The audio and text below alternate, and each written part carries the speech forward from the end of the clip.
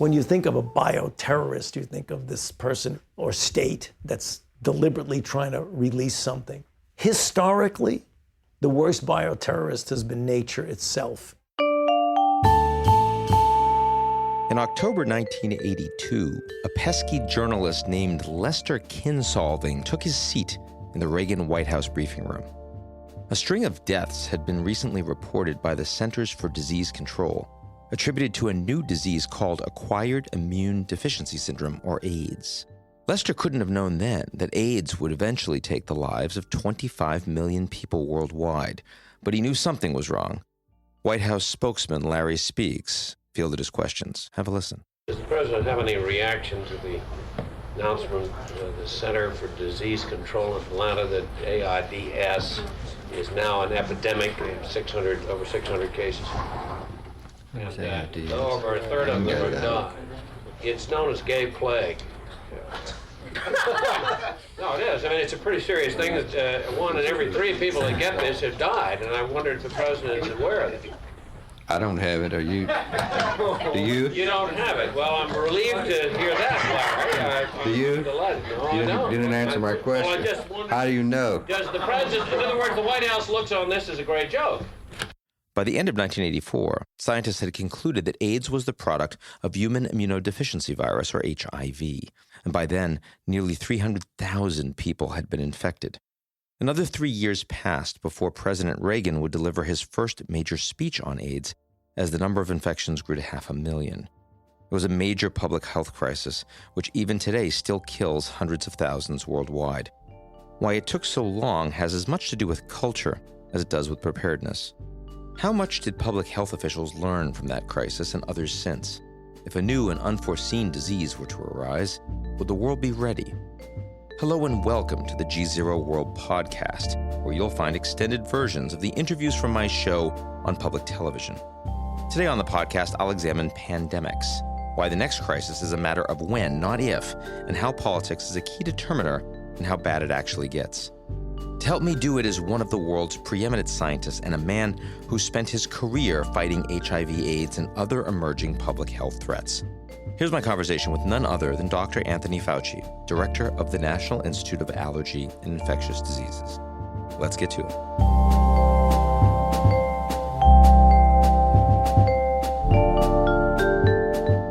The GZERO World Podcast is brought to you by our founding sponsor, First Republic. First Republic, a private bank and wealth management company, places clients' needs first by providing responsive, relevant, and customized solutions. Visit firstrepublic.com to learn more.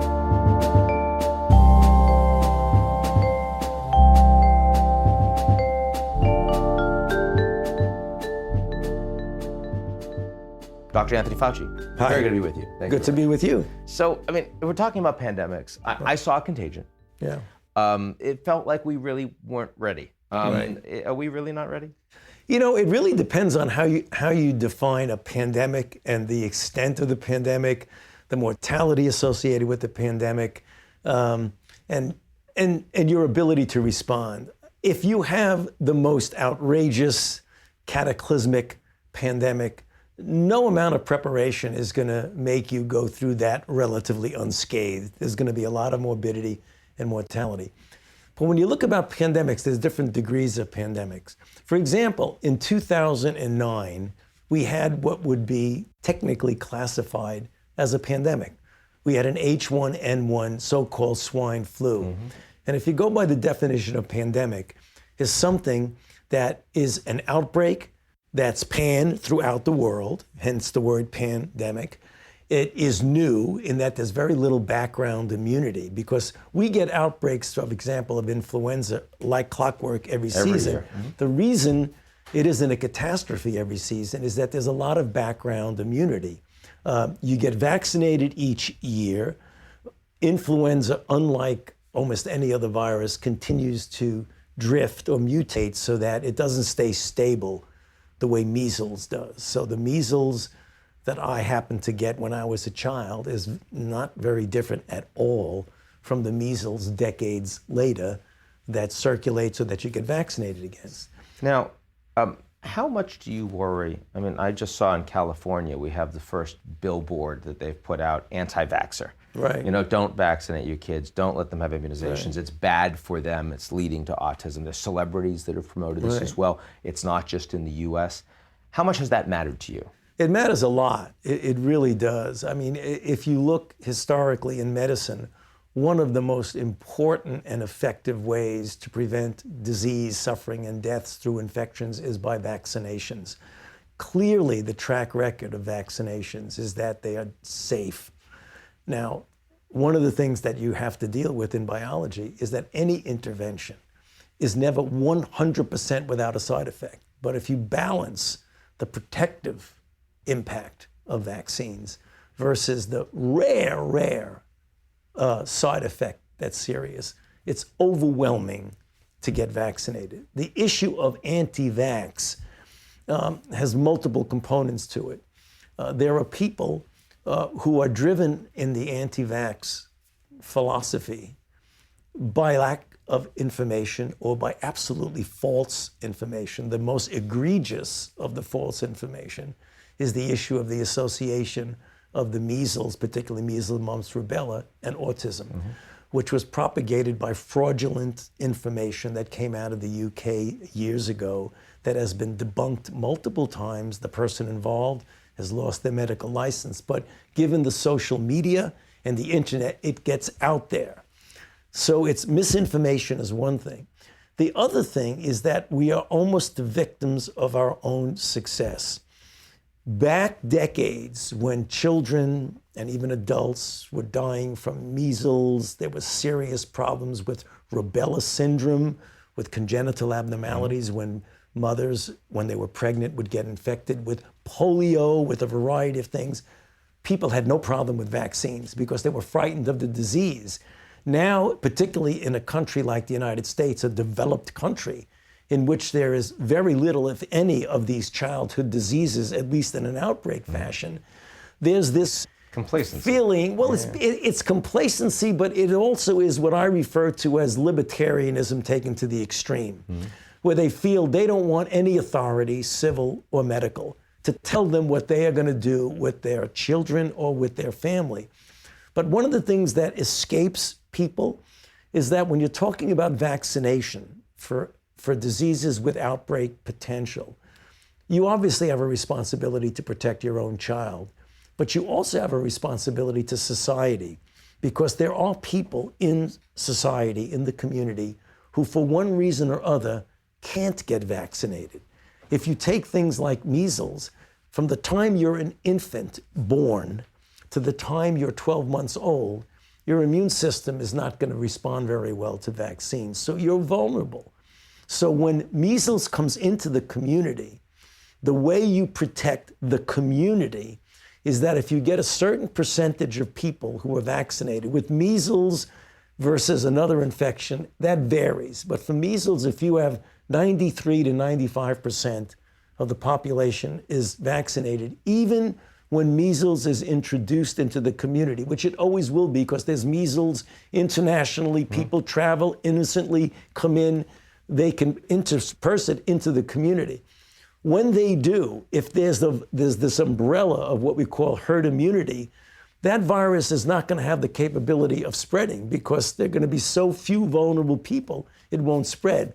Once you decide that I don't want to vaccinate my children because of this imagined toxic side effects, or even on the principle that I don't want anybody to tell me what I'm going to do with my children, if enough people do that in the community, the level of the herd immunity comes down, and then you get a problem. So you ask me, do I worry about that? I absolutely do, because we've seen... Do we see those numbers coming down in the U.S.? Well, not as a country as a whole, but in certain pockets, and the classic example of that was over the past year and a half. The Hasidic community. In the Hasidic community in the Williamsburg section of Brooklyn. Yeah, I was just about to ask you about and that. in Rockland County, where you had the level of community vaccination was somewhere around 70 to 80%, which is far below the level of herd immunity. And we had an outbreak with hundreds of people, some of whom got seriously ill. Now, How do you think, we live in a much more global society, people do travel a hell of a lot faster than they used to, much more frequently. Right. One of the biggest changes happening in the world today is the growth of an extraordinary middle class, urbanization in China, in India, across sub-Saharan Africa. Right. These are people who historically were not traveling and now Right. suddenly are. Right. Where does that create vulnerability? If you're talking about people traveling, I don't think that creates vulnerability, because many of the diseases that are endemic in one area, even when there's travel to another, the conditions in a particular part of the world are not amenable. For example, if you get a lot more people traveling from Africa to the United States, you say, well, let's look at Africa. What's the diseases of Africa? Malaria. Well, we don't have malaria in the United States, and you are not going to get malaria in the United States because of a variety of things like mosquito control, the lack of a critical mass of people who are infected with malaria. That's not going to happen. So I think that travel itself, middle class versus lower class who wouldn't be traveling, I don't think there's going to be a major impact. There's enough travel around the world right now that I look at it from another standpoint. Which is? That if there is an outbreak in one part of the country, it doesn't necessarily, one part of the globe, it doesn't necessarily have to be a middle class African who's going to get on the plane and come here. It could be a traveler there who's going to come back to the United States. So if you look how long it takes to fly, that type of thing is quite amenable to the spread, particularly of a respiratory-borne virus. Some influenza. Yeah, some influenza-like, something that of what we refer to as pandemic potential. Now, you haven't mentioned Ebola once, despite we're now in the second largest outbreak that we've seen. Right. And certainly in the region, DRC and the like, there's an awful lot of economic devastation as a consequence. Why shouldn't we be as focused on that? Well, the reason is the nature by which Ebola spreads. So Ebola, and I've had that opportunity to take care of Ebola patients myself. And it's... Where were you, by the way? Was that here? Right here in our clinical center. We took care of some of the health workers who got infected accidentally and came here. And we have a special unit here. And we the ones from Nebraska, was that the story there? No, there were three groups at the time. There was Nebraska, Emory, and the NIH. Bellevue then trained themselves and took care of one person. But we took care of a few here, right at the NIH. The way Ebola is spread... And they all were fine. They did very well. Yeah. They did very well. I still follow the patients and see them. So with Ebola... That's a conversation starter in the U.S. How did it go? I just recovered from Ebola. I mean, you don't have many of those. No, you don't. And the way the situation is, why, although you take Ebola very seriously, there will not be a massive outbreak of Ebola in the United States. There won't be. By the very nature of how it's spread, Ebola is spread by direct contact with the infected body fluids, and that's blood, that's mucus, that's urine, that's feces, that's vomit. When someone gets really sick with Ebola, they are generally incapacitated, they're in bed, and that's the reason why the people who get infected are the family members who don't know and don't have the capability of taking care of them, so they get exposed. People who take care of the body after the person dies. Healthcare workers who are not properly protected with personal protective equipment. It isn't spread casually. And the reason you take Ebola as a very serious, scary disease, because once you get Ebola, it's a really serious disease with a high mortality. Luckily, we have treatments for it now, which we've developed, but without treatment, the mortality is very high. However, its way of spreading, if you have a healthcare system that can recognize it, isolate a person, get the contacts that are traced, put them under isolation, you won't have an outbreak. I'm not saying you're not going to have 1 or 2 or 3 or 4 people who could get infected and accidentally, but you're not going to have a massive outbreak when you have a healthcare system that has the capability of doing that kind of identification, isolation, and contact and tracing. Liberia could do none of that. Well, Liberia, there was explosive because it was in Monrovia, in Liberia, it was in Freetown. in Sierra Leone, and it was in, Conakry in Guinea, Sierra Leone with Freetown, and then Monrovia with Liberia, in the middle of a city in a region of Africa that had never experienced Ebola. So they were not trained about what to do. They were getting infected by burials. They were getting infected by family members trying to take care of individuals. When you have a situation where you're in a system where you can handle that, you're not going to have an outbreak. So although when you look at the motion pictures about outbreak, the famous hemorrhagic fever, that's not going to spread. And the media at the time, right in the United States, was out of control. Well, I spent a considerable amount of my time on television trying to add a degree of calmness to the fact of what are the facts about Ebola, how is it spread, and how is it not spread. And there was some, the threshold for panic and rumor spreading in the country is extraordinary. No, I knew people that were buying biohazard suits in the U.S. Well, not only that, they were making extrapolations which were completely unreasonable, because remember when one of the nurses from Texas got on a plane to go to Ohio, I think, to arrange for a wedding, she was not sick. She was infected. When she got a fever, she went under the proper isolation. But the fact that she was on a plane and not ill, even though she was infected, she would not spread Ebola. We know Ebola is not spread that way. Yet, anyone who went on a plane within the following month were calling us up here, calling up my colleagues at the CDC, saying, is it safe for us to get on a plane in Washington? I know, it was like my mother, God rest her. So let me give you a tough one. Bioengineering. The ability of state actors, terrorist actors, to actually weaponize influenza or other bioweapons to impact populations. We've heard a lot about this. Are we close to having bad actors outside of governments that would have the capacity to develop those? The answer is theoretically and maybe even practically, yes, they can. But one of the things that people don't quite understand, and you can figure out why they don't understand that, is that when you think of a bioterrorist, you think of this person or state that's deliberately trying to release something. Historically, the worst bioterrorist has been nature itself.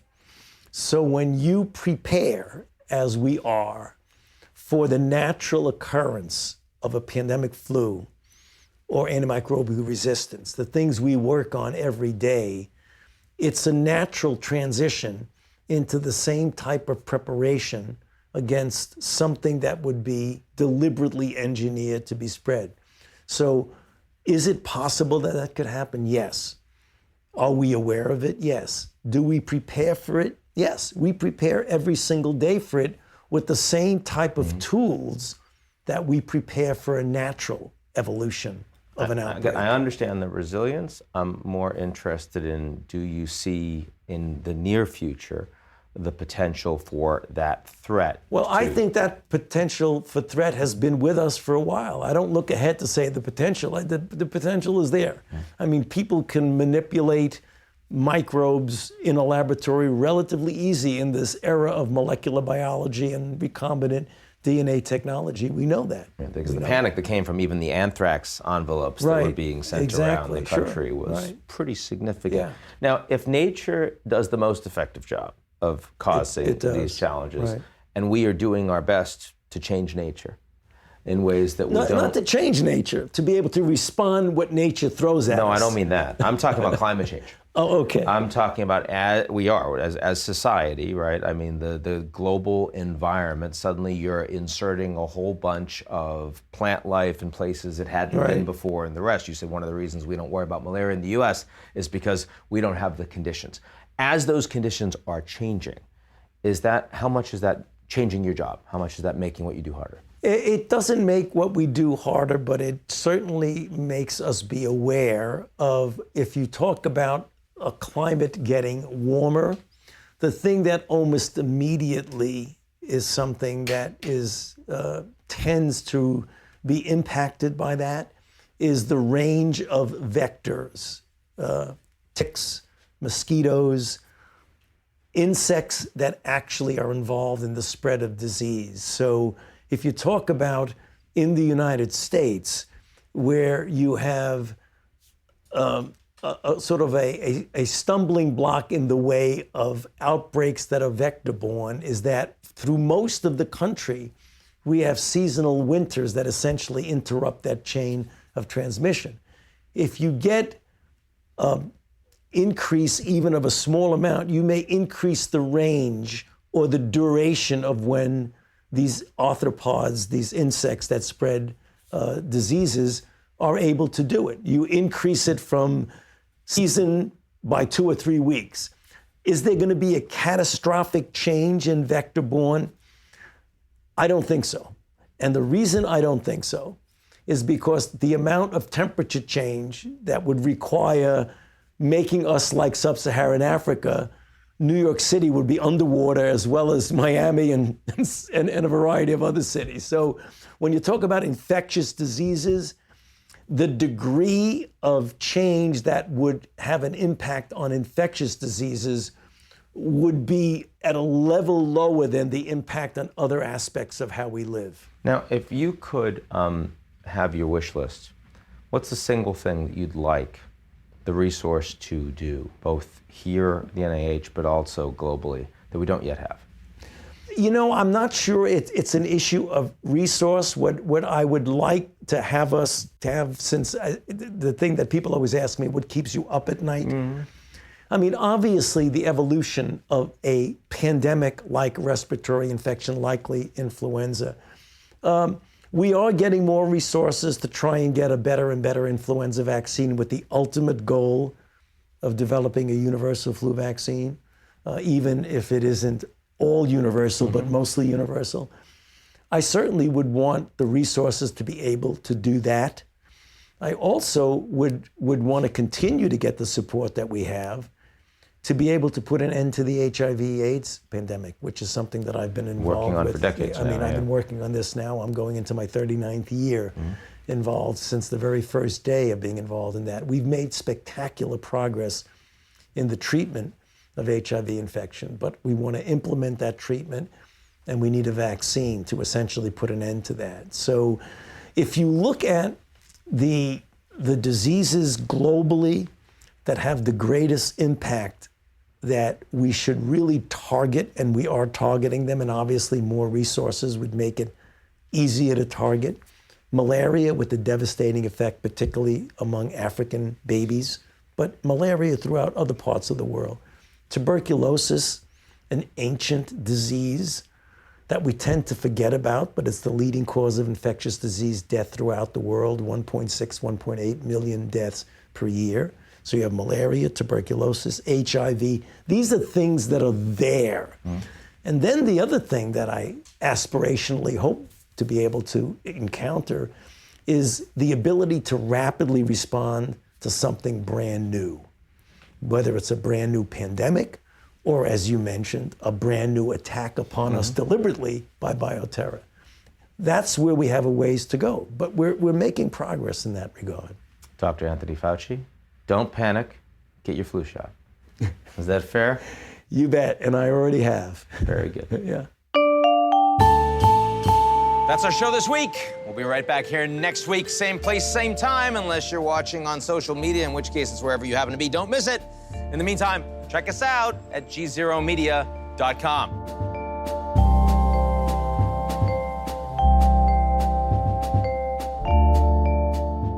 The GZERO World podcast is brought to you by our founding sponsor, First Republic. First Republic, a private bank and wealth management company, places clients' needs first by providing responsive, relevant, and customized solutions. Visit firstrepublic.com to learn more.